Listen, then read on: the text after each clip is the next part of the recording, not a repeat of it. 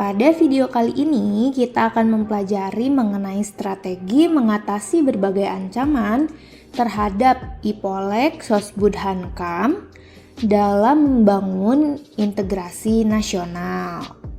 Video kali ini merupakan video kelas 11, yaitu bab 5 bagian B. Mari kita mulai. Seperti yang diungkapkan pada bagian sebelumnya, bahwa globalisasi telah berpengaruh kepada semua bidang kehidupan, di antaranya dalam bidang politik, ekonomi, sosial budaya, serta pertahanan dan keamanan.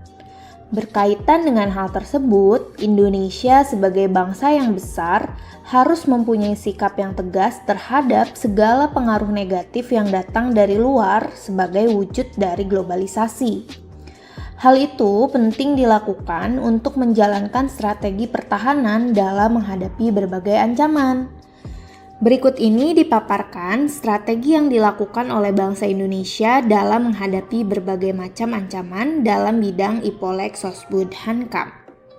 Yang pertama adalah mengenai strategi mengatasi ancaman di bidang ideologi dan politik. Ada 4 hal yang selalu dikedepankan oleh globalisasi dalam bidang ideologi dan politik, yaitu demokratisasi, kebebasan, keterbukaan, dan hak asasi manusia. Keempat hal tersebut oleh negara-negara adidaya, yaitu Amerika dan sekutunya, dijadikan standar atau acuan bagi negara-negara yang tergolong sebagai negara berkembang.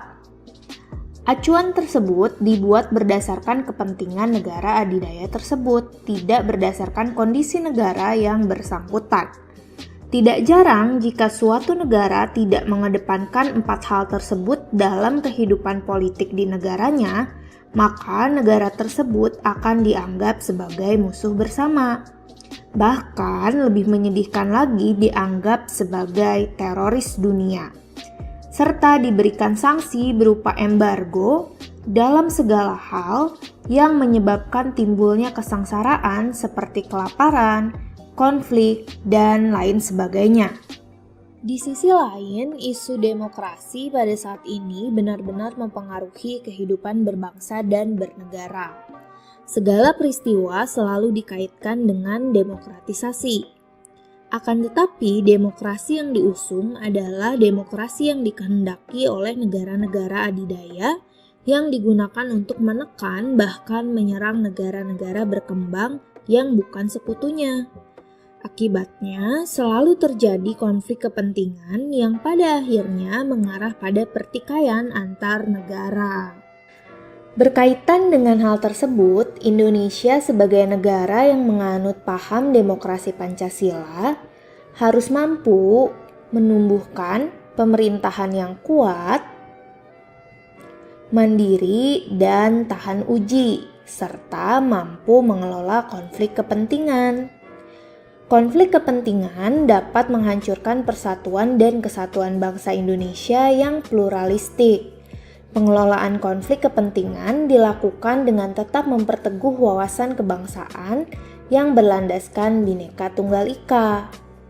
Bangsa Indonesia harus mampu menunjukkan eksistensinya sebagai negara yang kuat dan mandiri, namun tidak meninggalkan kemitraan dan kerjasama dengan negara-negara lain dalam hubungan yang seimbang, saling menguntungkan, saling menghormati, dan menghargai hak dan kewajiban masing-masing.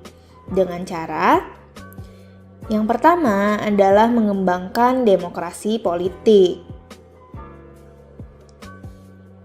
Kedua, dengan mengaktifkan masyarakat sipil dalam arena politik. Yang ketiga, mengadakan reformasi lembaga-lembaga politik agar menjalankan fungsi dan perannya secara baik dan benar. Yang keempat, dengan memperkuat kepercayaan rakyat dengan cara menegakkan pemerintahan yang bersih dan berwibawa. Yang kelima, dengan menegakkan supremasi hukum. Dan yang terakhir, dengan memperkuat posisi Indonesia dalam kancah politik internasional. Yang selanjutnya adalah strategi mengatasi ancaman di bidang ekonomi. Sebenarnya, sebelum menyentuh bidang politik, globalisasi lebih dahulu terjadi pada bidang ekonomi. Sejak digulirkannya liberalisasi ekonomi oleh Adam Smith sekitar abad ke-15, telah lahir berbagai perusahaan multinasional yang melakukan aktivitas perdagangan ke berbagai negara. Mulai abad 20, paham liberal kembali banyak dianut oleh negara-negara di dunia, terutama negara maju.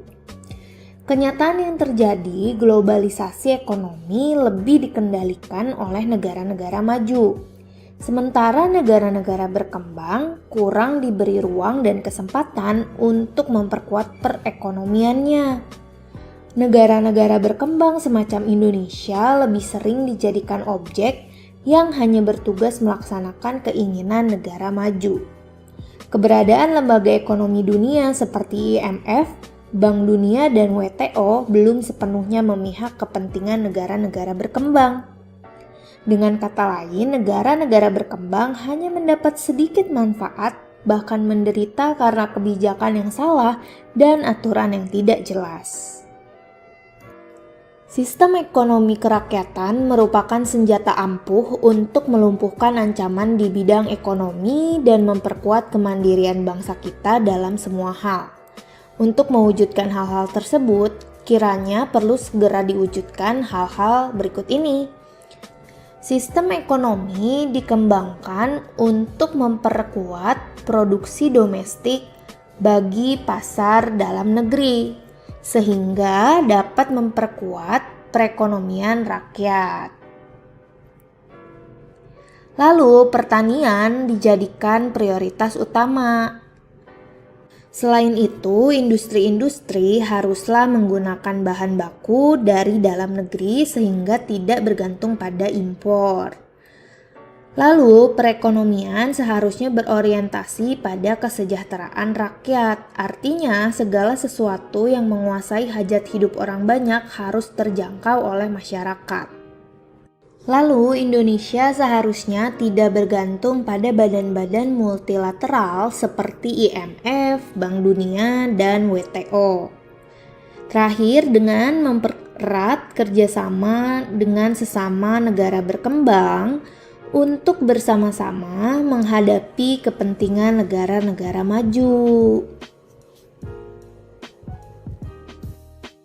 Selanjutnya adalah strategi mengatasi ancaman di bidang sosial budaya.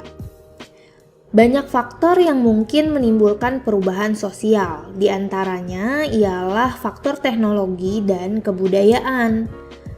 Faktor-faktor itu berasal dari dalam maupun dari luar negeri. Biasanya yang berasal dari luar negeri lebih banyak menimbulkan perubahan. Pengaruh dari luar yang perlu diperhatikan adalah hal-hal yang tidak menguntungkan serta dapat membahayakan kelangsungan hidup kebudayaan nasional. Bangsa Indonesia harus selalu waspada akan kemungkinan adanya kesengajaan pihak luar untuk memecah kesatuan bangsa dan negara Indonesia. Strategi yang dilakukan dalam mengatasi ancaman di bidang sosial ialah bangsa Indonesia berusaha memelihara keseimbangan dan keselarasan fundamental, yaitu keseimbangan antara manusia dengan alam semesta, manusia dengan masyarakat, manusia dengan Tuhan, keseimbangan kemajuan lahir, dan kesejahteraan batin. Kesadaran akan perlunya keseimbangan dan keserasian melahirkan toleransi yang tinggi sehingga dapat menjadi bangsa yang berbineka dan bertekad untuk selalu hidup bersatu. Terakhir adalah strategi mengatasi ancaman di bidang pertahanan dan keamanan. Ancaman militer akan sangat berbahaya apabila tidak diatasi. Oleh karena itu, harus diterapkan strategi yang tepat untuk mengatasinya. Strategi pertahanan keamanan bangsa Indonesia tercantum dalam Undang-Undang Dasar kita. Pada pasal 30 ayat 1 sampai 5 Undang-Undang Dasar Negara Republik Indonesia tahun 1945 menyatakan sebagai berikut. 1. Tiap-tiap warga negara berhak dan wajib ikut serta dalam usaha pertahanan dan keamanan negara. 2. Usaha pertahanan dan keamanan negara dilaksanakan melalui sistem pertahanan dan keamanan rakyat semesta oleh Tentara Nasional Indonesia dan Kepolisian Negara Republik Indonesia sebagai kekuatan utama dan rakyat sebagai kekuatan pendukung. 3. Tentara Nasional Indonesia terdiri atas Angkatan Darat, Angkatan Laut, dan Angkatan Udara sebagai alat negara bertugas mempertahankan, melindungi, dan memelihara keutuhan dan kedaulatan negara. 4. Kepolisian Negara Republik Indonesia sebagai alat negara yang menjaga keamanan dan ketertiban masyarakat bertugas melindungi, mengayomi, melayani masyarakat, serta menegakkan hukum.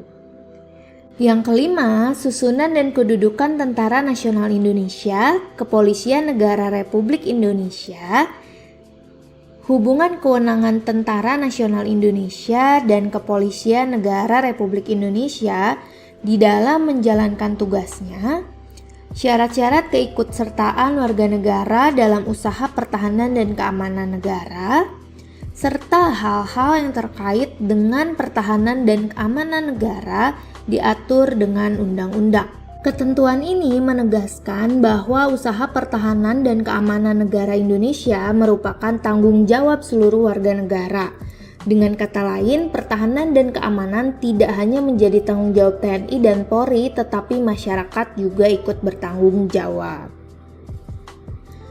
Undang-Undang Dasar juga memberikan gambaran bahwa strategi pertahanan dan keamanan negara dilaksanakan dengan menggunakan sistem pertahanan dan keamanan rakyat semesta atau dikenal dengan Sisankam-Rata. Sistem pertahanan dan keamanan rakyat semesta pada hakikatnya adalah segala upaya menjaga pertahanan dan keamanan negara yang seluruh rakyat dan segenap sumber daya nasional, sarana dan prasarana nasional, serta seluruh wilayah negara merupakan satu kesatuan pertahanan yang utuh dan menyeluruh. Dengan kata lain, penyelenggaraan Sisankam-Rata didasarkan pada kesadaran akan hak dan kewajiban seluruh warga negara, serta keyakinan akan kekuatan sendiri untuk mempertahankan kelangsungan hidup bangsa dan negara Indonesia yang merdeka, bersatu, berdaulat, adil, dan makmur. Sistem pertahanan dan keamanan negara yang bersifat semesta bercirikan yang pertama adalah kerakyatan, yaitu orientasi pertahanan dan keamanan negara diabdikan oleh dan untuk kepentingan seluruh rakyat. Yang kedua adalah kesemestaan, yaitu seluruh sumber daya nasional didayagunakan bagi upaya pertahanan. Yang ketiga adalah kewilayahan, yaitu gelar kekuatan pertahanan dilaksanakan secara menyebar di seluruh wilayah Indonesia sesuai dengan kondisi geografis sebagai negara kepulauan. Demikianlah strategi-strategi yang dapat dilakukan dalam menghadapi berbagai ancaman di bidang Ipolek Sosbud Hankam. Sekian video pembelajaran kita kali ini. Mudah-mudahan kalian dapat mengerti